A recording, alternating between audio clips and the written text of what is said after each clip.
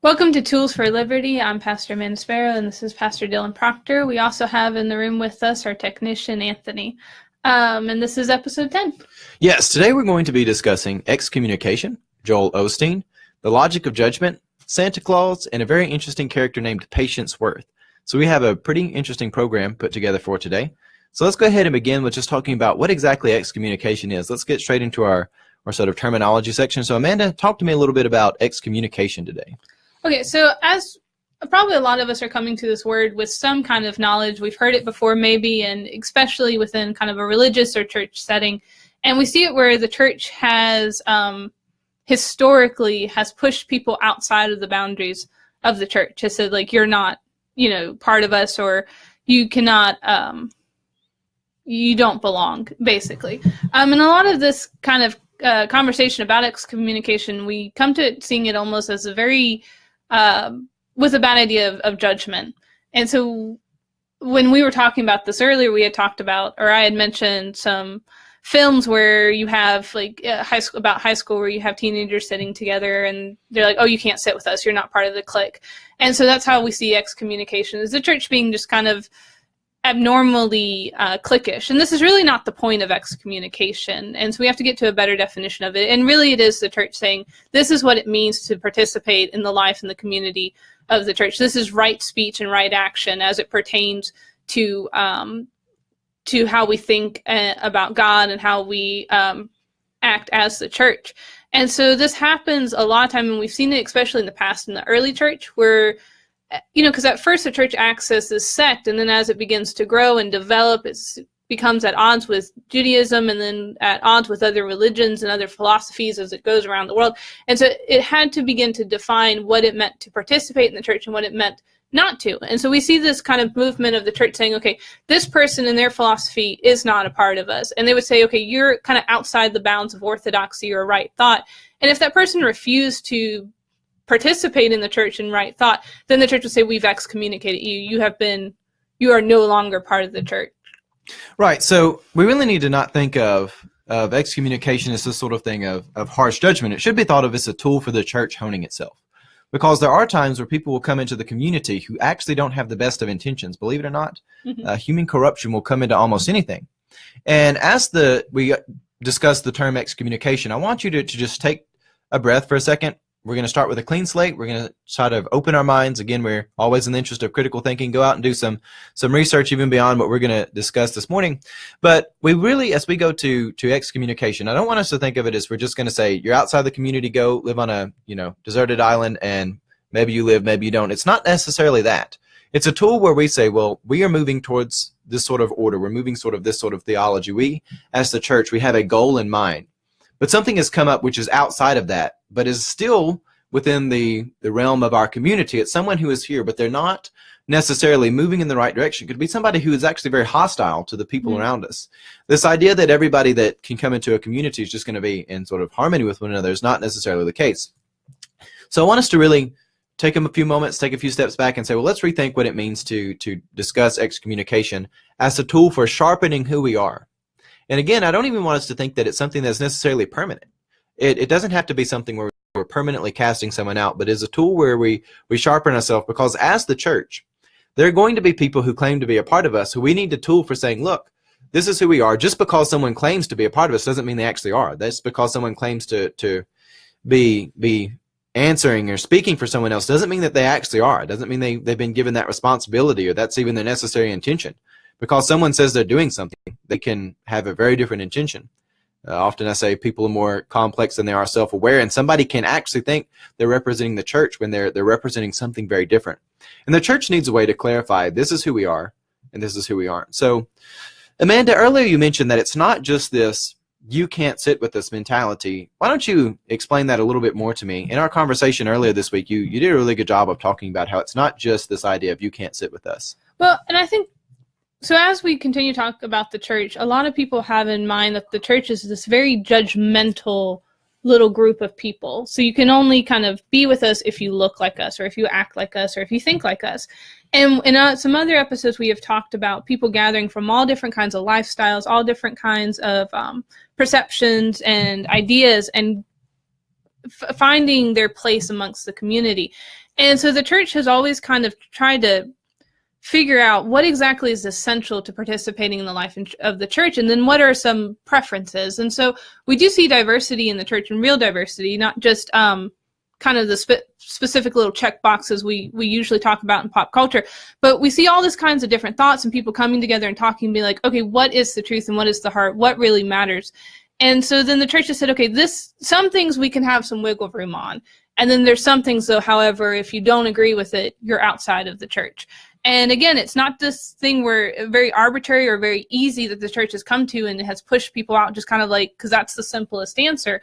It really has been a struggle throughout the ages of the church talking amongst itself and saying, okay, what is the right way of talking about God? What is the right way of participating in the life of the church? And when people have, after long conversations and long debates, have still decided, no, we want to be against what the church has decided as truth, that's then when the church says, okay, if you're not going to participate in the conversation in a social and constructive way, then we're going to say you're not Christian. You're not a part of the church. And this doesn't necessarily mean that people aren't still a part of the social aggregation. A lot of times this is us saying, well, look, you're not there yet. Mm-hmm. And we need to make a distinction that says you're not there yet. As we represent ourselves to the world, we need to say, well, these things, we're not going to cast them on a desert island, but they're not there yet, and we need to clarify who it is that we are. This is about saying that there is a sincere, truth that is not, it's not relative, it is absolute. We may not have the best understanding of it yet, but we're pursuing it, and there's something which is counter to that, and we need to just articulate that this is not correct. There's something about this that has an issue with it. But that's not to say we're not going to continue working on that to get it there. It's something I think you really have to deal with on a case-by-case basis, because things can come up where people come and they want to be a leech on the church. They can tell you that they want to be a part of things, but some very corrupt things can happen. Well, and I think that's where the church kind of says, okay, this is somebody who's maybe going towards trying to figure it out for themselves, but they're not mature enough or they haven't given enough thought. And so we're kind of saying, hold up and wait. And then there are people who do have bad intentions who are like, okay, you're not journeying, you're not trying to grow, you're just trying to, create chaos. And so we're going to say, like, you can't, it's not that we're going to close our doors to you. It's not that you can't come in and worship, but you can't proclaim yourself. And this is excommunication really in our history and even now works for usually it's against ministers or people who are out front saying, I am a Christian and I say this. So people with authority. Mm-hmm. And it's really saying, okay, you're not an authoritative figure, or you're not really saying what Christianity is. And so you need to sit down, learn a little more. But there does come a point, I think, where the church has to say, you're not willing to grow, you're not willing to work, and so you need to find, there's going to be consequences for that. So we've talked about this where Jesus says you can shake the sand off your sandals. Dylan, would you talk to us more about that? Yeah, that was one of the best pieces of advice I had early on in my pastoral ministry. It's been several years now. When I had first come to my first role as being this sort of a lead senior pastor, I had a huge problem that cropped up in the church. The most difficult thing I've ever dealt with in ministry came up about 3 months into my first pastoral position as a leading senior pastor. And I came in, there was someone who came into the church, somebody who really needed help. There was a lady who came in, and she came in and she had all these issues in life. And the other ladies in the church said, well, we want to wrap around this person. We want to help them. She came in and she said, this is where I'm at. And she really talked about all the things which made her a victim in the world, all the things which had caused brokenness in her life. And, we're like, okay, this is a place for the church to reach out. We like to help people who have this. But things became apparent very quickly that this lady was not interested in change, but in fact, she was there to leech off the church. And the things that would come out of her mouth, she would say things like, I do want change. I want to do this at first. Well, I should say at first she would say things like this, but her actions would not be like that. And after a few months, we started calling on it. But we're like, well, you say you want to live better, but you don't. She says, no, I don't really want to live better. And just to keep all of this story, I don't want to go too much in this, but after the course of several months, she would come to service. She would tell people she was suicidal, and they would try to do stuff to help her. She would come in. She would scream things like, I will not work a full-time job, is what she said one time. She had for a while said she wanted to get a job. We lined up some stuff in the church. There were several ladies here who helped her get some stuff together. There were people with a couple of different groups and organizations in the Nashville area. We had got her lined up to go through job training and stuff. And there are even people who were going to volunteer to take her to and from this stuff. And when it came down to it, she wouldn't participate in it. And she would scream and she would throw things. She would come in screaming. She would corner people. We had a Sunday school teacher who at the time she would corner and she would just wear out. And it became very hostile very quickly. And she would always say, well, I want to help people, but she didn't want to get her own life in order. And she wasn't quite homeless. She did own property, but it was a very complex situation. And what eventually come of it is she had got suicidal. And when she finally was telling everybody she was going to commit suicide, I said, as far as the church is going to, I've got to call the Metro Services to do a wellness check on this lady, because we're going to be, I don't want that on us if we didn't do that. And I don't mean just from the legal liability, but I mean, if she's actually suicidal, we want to make sure she gets the help she needs. So when they came, she had a total different tone with the counselor that came out, and very quickly the counselor said, no, you're lying to me. You know exactly what to tell me, but you're thinking something different. And many things happened. She ended up being taken in by the police. She had some outstanding things on her, and she tried to strip her clothes off in the sanctuary. It was a very, very intense thing, but the thing with it is she was somebody who she'd been telling people in the community. She said, I'm a member of the church. And she was telling people she was somebody very important in the church too, and she was representing the church, but she was somebody who wasn't. They were doing very destructive things, which again, not to beat up on anybody, but she had waited out somebody's house nearby, and she had got their key and went into their house without their permission and started cooking breakfast for them. And this person had a girlfriend, and when their girlfriend came over, there was a strange woman in the house cooking and cleaning in the house, and he was in bed. And, that's not something that needs to be happening. This was the sort of things this lady was doing in the community. And, as the church, when I had asked for some advice on this from an older minister, which, again, it did essentially boil down to a form of excommunication when she ended up being taken in for that mental health thing. We said, you can come back, but you need to have change in your life when you come back. And we will help you get that change. Mm-hmm. We will come to you to help you get that change, but you've got to show me that you want change if you're going to come back. Because for the first time, the church had real growth, but it was almost completely stifled. It was, we lost a whole lot of members over this. And, this was I'm new to being pastor, and this lady comes in, she's heckling me. She's heckling the Sunday school teachers. She's heckling people of all ages. When the ladies came over to do quilting, she would go in there and harass them. She's breaking into people's houses and the thing, and telling people she's a representative of the church, and you can't have somebody breaking into houses saying, well, I'm here on behalf of the church to do that. The church did not give them authority to do that, and we wouldn't give somebody authority to go, break and enter someone's house. So there is a time when the church says, for the benefit of the community, we're not turning our back to this person for eternity, but we're saying we need to clarify that you're not representing who the church is, and you're not there yet. We will still help you get there. However, we're not going to devote a limited number of resources to that. And what I mean by that is we do not have infinite resources. We don't have infinite time, infinite energy, infinite, wisdom. But these people, they want to suck all of that in. Mm-hmm. And you have to say, as a shepherd, I have a flock to tend to.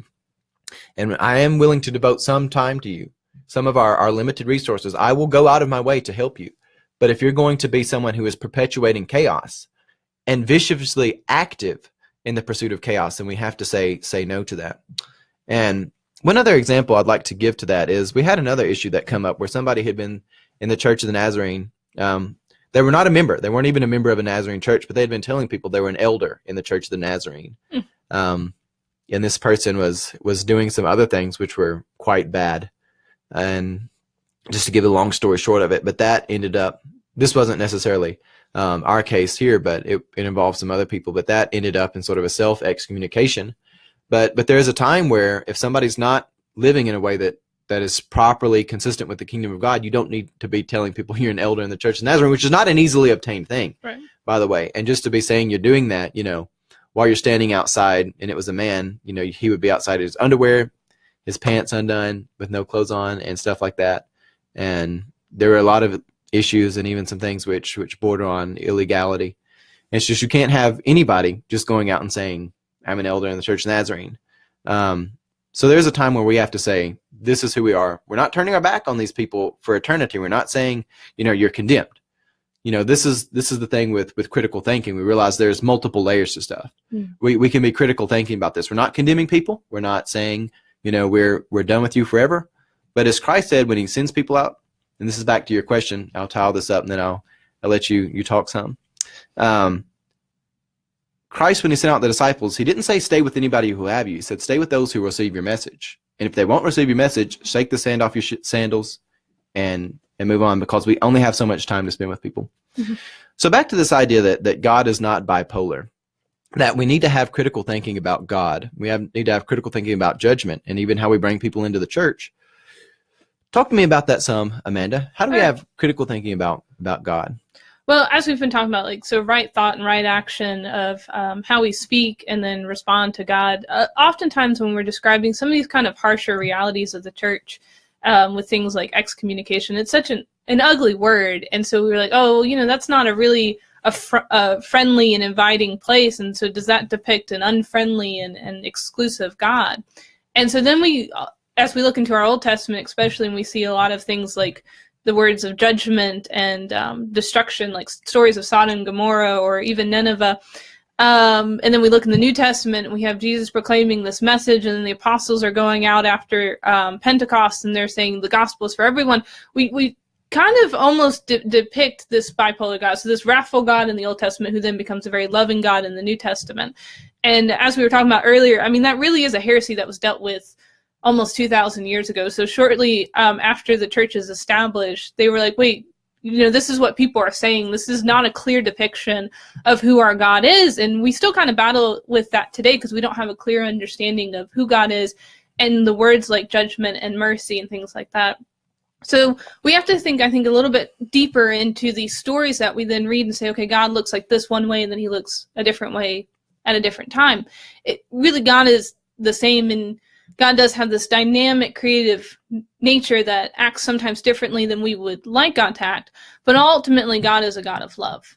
And that kind of love, though, is not permissible to all behaviors. So if it is something destructive, God's going to say, you're destroying other people's lives. You need to get it together. I'm not going to let you destroy other people's lives. And so just as God does that throughout history and even today, the church has to do that. And so we're not trying to depict a hateful God or a hateful church. It really is, okay, for the betterment of yourself and others, if you're going to destroy your life and other people's lives, if you're going to do this chaotic behavior, we're going to try to get you where you have the help you need, where you can grow, but you're not going to harm people in the process. And so it is all based in love and compassion. And as we're talking about this, in our kind of overview, we had talked about the logic of judgment.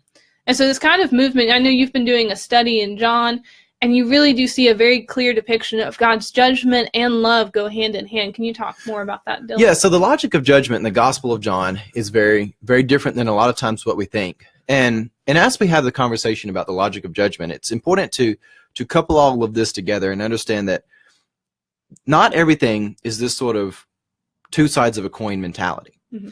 It's really easy, and you can even substantiate this within human behavior. As people create shortcuts in their mind, they create something and they say, well, if it's not this, it must be the opposite of this. It must be the opposite side of the coin. And when we think of judgment, we think of it this way, like there's either a positive judgment or a good judgment. And we don't realize how dynamic a lot of stuff really is. And we even don't think of it necessarily in the terms of like light and darkness, which is one of the most powerful illustrations we get in the New Testament, where darkness is that which is the absence of light. It's not a thing in and of itself. It's sort of nothingness. Well, as we look to the New Testament, especially as we look to the Gospel of John, and if you look to John 3:16 and 17, you get this great verse that talks about God loving the world so much that he would send his son to die. But then after that, you also get this, that he came to the world for a purpose of bringing judgment, but not just any judgment. He didn't come to bring condemnation.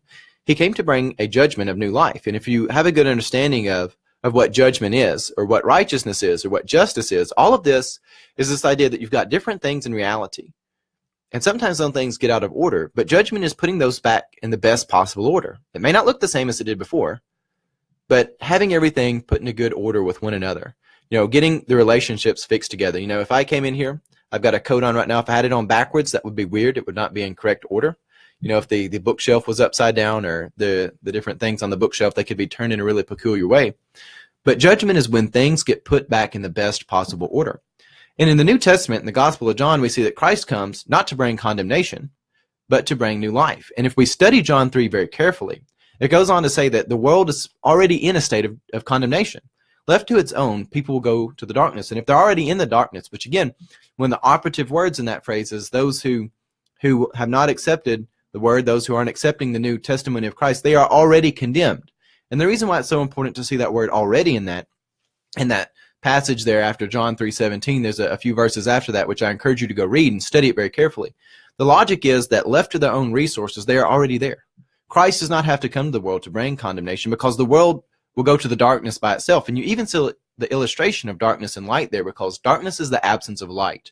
The world, when it has moved away from God, is existing outside of that right order. And that's not something God has proactively done. It's just that which is moved away from the relationship with God. It's just the default sort of state of nothingness. It's chaos. It's disorderly. Well, back to this idea that judgment in the Gospel of John isn't this two sides of a coin. It's not people come in and there's a judge in sort of our modern judicial system where you've got a jury in criminal court and you've got a judge, and they come in and there's a ruling that says you're guilty or innocent. It's not that at all. It's that people are already in a bad place, but Christ has a new opportunity, and the judgment he's willing to give is a judgment of new life if people are willing to accept that. Which, going back to some of the things Amanda said, it's important to have a good understanding of love, to be able to have a good understanding of this judgment. Because it's not just that Christ says you can have a new life in anything. The blessing that you get from Christ isn't, well, you need help figuring out the logistics of robbing a bank, so I'm going to help you with that. I mean, that's ridiculous. It's towards something that is orderly, not towards something which is chaos, not towards that which is darkness. And so we always see this orderly transformation. But the love that Christ has is this idea to give life and preserve life in complex situations. It's not to take life in complex situations, and not everything in life is very cut and dry. A lot of times things are very difficult. And when somebody comes into the church and they're wanting to destroy, to be people of chaos, the best blessing we can give is to preserve life in the community and say, this person is being destructive, and we have to deal with them different than we deal with other people. That doesn't mean we're saying we're giving them the judgment of condemnation in the least bit. If we have critical thinking, we know that the opposite of one thing doesn't have to be another thing. It could be any number of things if it's just the absence of one thing. So we need a tool for saying sometimes people aren't in the best place, and we have to deal with them differently than the rest of those in the community.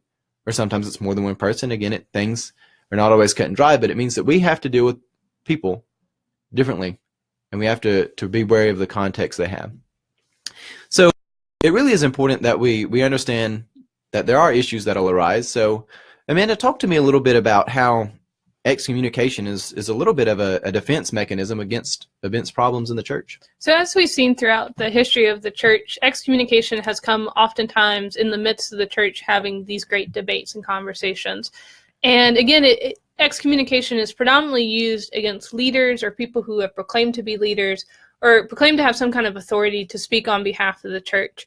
And so as the church is gathered and they've said, okay, this is outside of us or this is destructive, then they have used excommunication. And even the church today sometimes will use excommunication when there are people either in authority or organizations that are in authority that are proclaiming a message opposite of the gospel.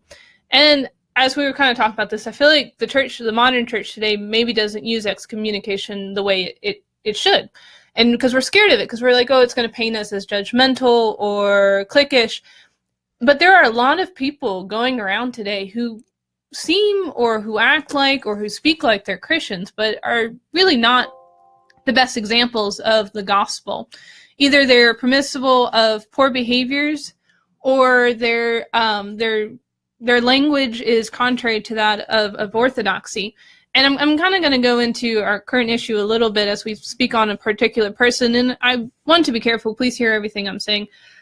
So with some things that were happening down in Harvey's, kind of a controversy was brought up around Joel Osteen, I say his name right. And some people were complaining about him, and then other people, and that kind of, it just snowballed.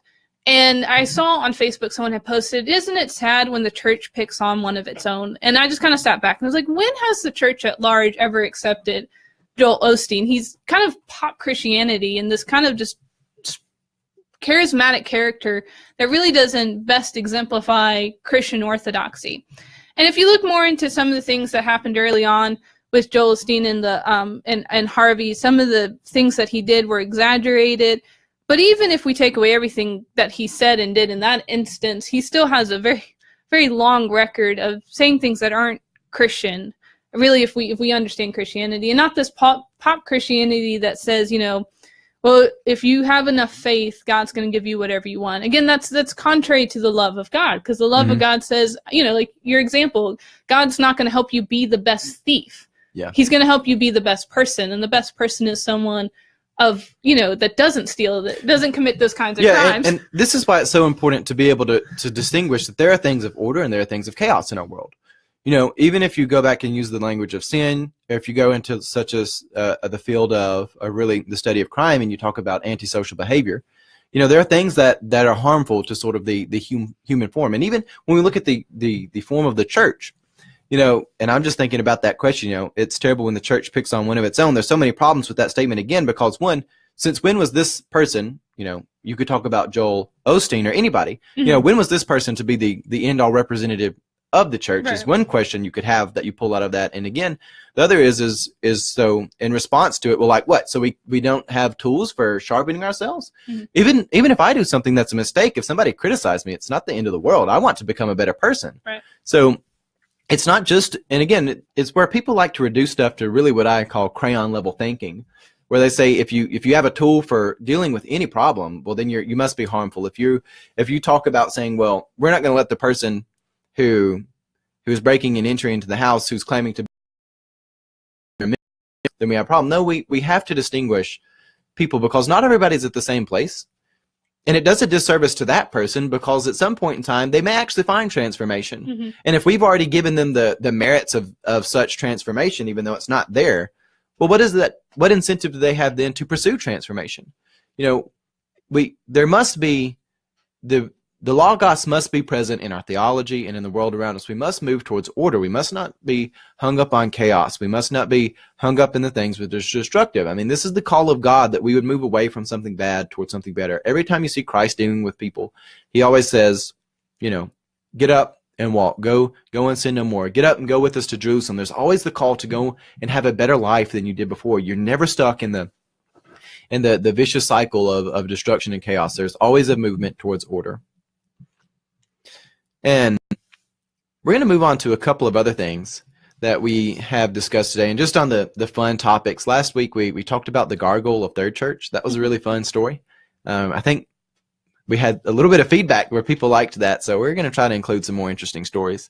Again, the interesting stories we have, and I will give you a forewarning, or Amanda will if it's one that she's sharing. Not everything we are sharing that are current issues, things like the story of the gargoyle, not everything that we're saying is as empirical as some of the other logic that we're presenting. A lot of it is just something that's more or less fun, food for thought. So we're going to talk about Santa Claus and then Patience Worth.